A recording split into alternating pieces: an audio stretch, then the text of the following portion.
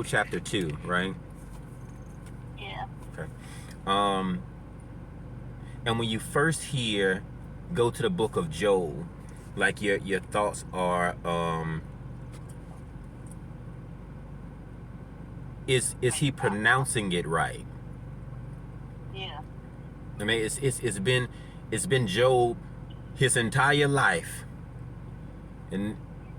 and now he want to go to Mississippi and use L's where they're not supposed to be. It's like how my mom would say around white people, Alabama. Um, and I'm trying to find out when did it adopt an R.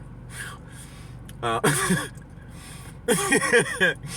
you're trying to find out is is he pronouncing it right, and if not, why is he saying it so weird? Yeah. But Joel is not Job, Right. or is he? There, there is a change in his posture and his position, but we don't find the rest of his story. Job, that is. Yeah. But I don't ever think God called his name until we got to the New Testament. Because he was talking concerning the job of his servant. But he didn't ever get a chance to reveal who his servant was. So Job goes through the absolute most, and at the end of his story, he recovers. Joel comes in and says, let me clarify and tell you what happened. And somewhere around verse 20, he said, when you see the evil men coming, this time you won't have to start running. You catch that? He said that the one will come whose heart is turned against God, because he uplifts himself. His day is coming to an end.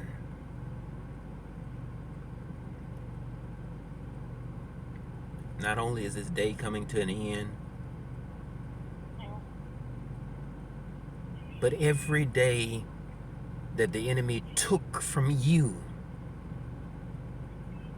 Yeah.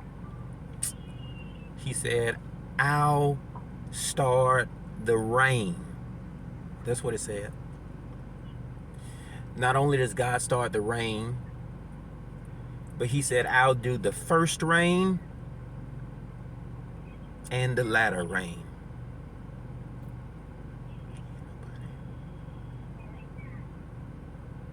He said, the day I make it start raining, it's going to be so bad that the sun won't even shine. The day I make it start raining, the night is going to be so heavy with rain that the moon is going to turn to blood. He said the entire sky is going to be dark. Yeah. And blackness is going to be up on the face of everybody in the world. He said there won't be no stars in the sky on that day. And God said, what I'm doing for you is changing the elements of your environment. I'm changing not only the elements of your environment, but I'm making it conducive for the way that you were living last season. I'm completely changing it this season.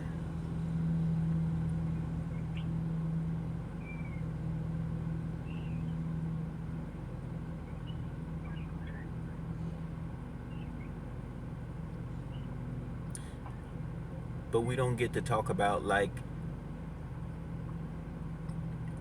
the days that Job missed. Yeah. Right? I know he lost everything in one day, right? Yeah. But God didn't restore everything the very next day. Yeah. Right? So his servants and stuff come in and they tell him, they're like, well, your fields have been wiped out, and so have the stock and the animals and the cattle. Yeah. But what wiped them out? And God goes down the list and he says, I'll restore and give back to you, I'll reimburse you the years that the cankerworm.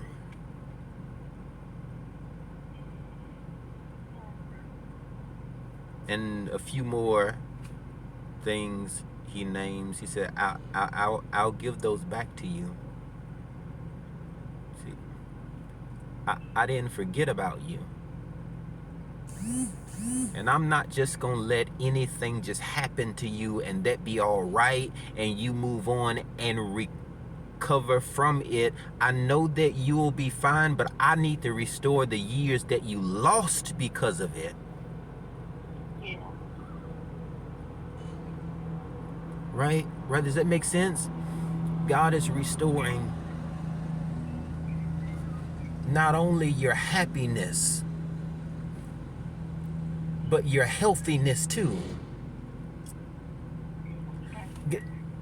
God is not only restoring the money, but he's restoring the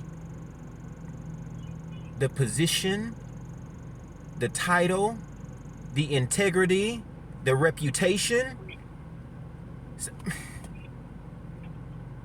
Because remember, you ain't running from the enemy no more. Does that make sense? Yeah. Because his day to reign over your life is over.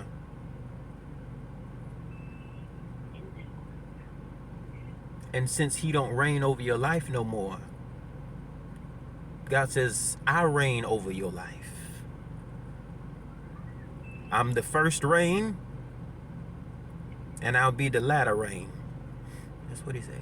Yeah.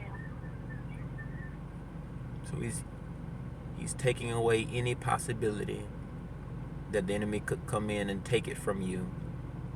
God says, I reign there in the beginning and at the end. That's it, I think.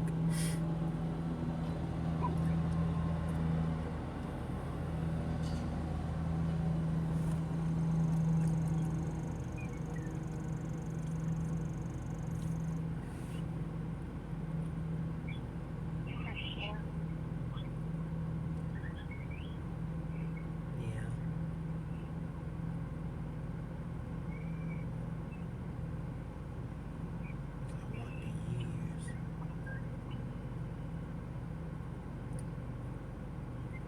I want the years. I want the years. And then he goes down and begins to like put it in tangible terms. It says, when the rain comes, there'll be wheat in your storehouse. When the rain comes, there'll be flour in your jar. When the rain comes, there'll be oil in your canister. When the rain comes, there'll be money in the bank account. When the rain comes, the kids will be back in the house. He says, when the rain comes, I'm just not raining on the outside. God, I'm raining on the inside too. Right? Because the stuff that you went through and you saw, it didn't just affect you on the outside. A lot of the times when the enemy attacks, he comes on the inside of the house too. This is every place that the enemy stepped in your life.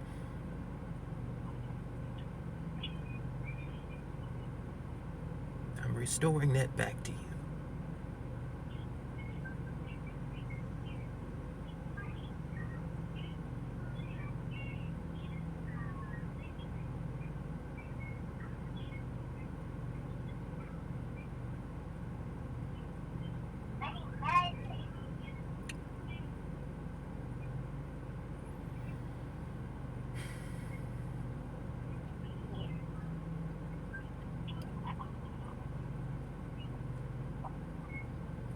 Yeah, and then I guess very last thing on that,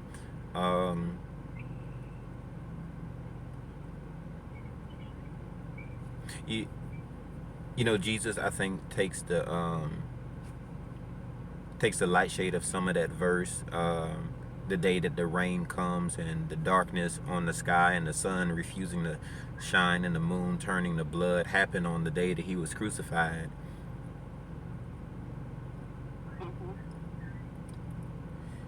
And he says that that becomes the end of the enemy's reign over your life. And so they took him down off the cross and they put him in the tomb. And they come back 3 days later and find him not in the tomb but outside of it.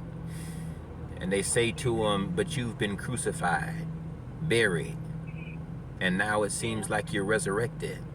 And he says to him, I'm not dead. I'm alive. And there's some places in your walk and your journey with God that you got to remind the enemy, yeah, I know what happened. But what happened to me is not me. Yes, God called me to be alive and to live. So it's not on me to just die and be dead and walk dead and look dead and sound dead. I'm not dead.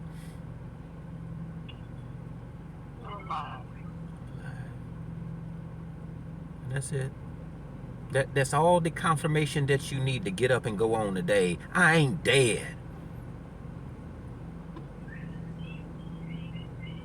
There's any problem that they throw at you, but I ain't dead.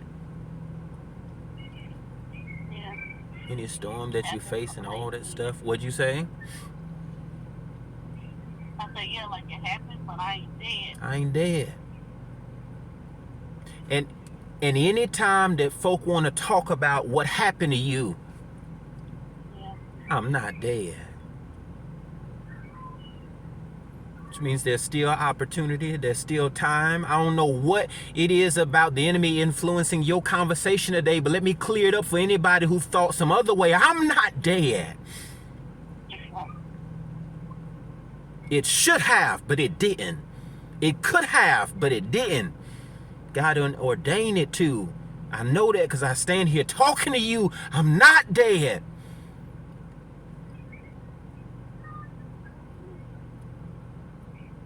It says, but I'm alive.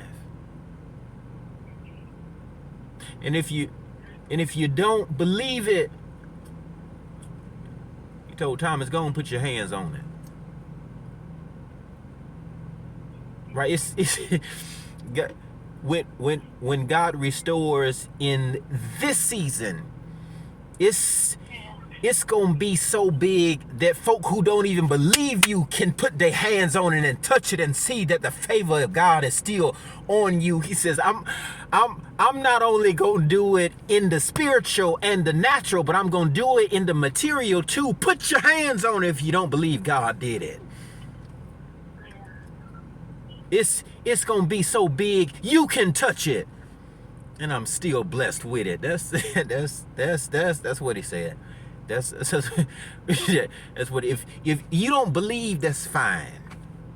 Come touch it. And then there's solid proof of it, because I got it in my right hand and in my left hand. It's so much on me that it's in my side. And that's okay. Touch it. You can put your hands on it. Because whatever they used to hurt you last time won't be so touchy to you this time.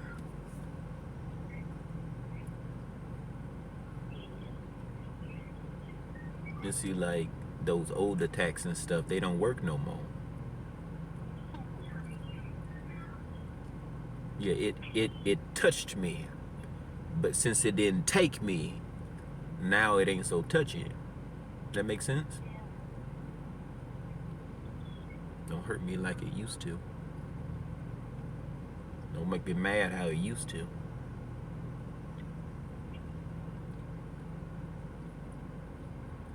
Don't upset me enough to drive right across town and slap the hell out of them people like I should do. It ain't touchy.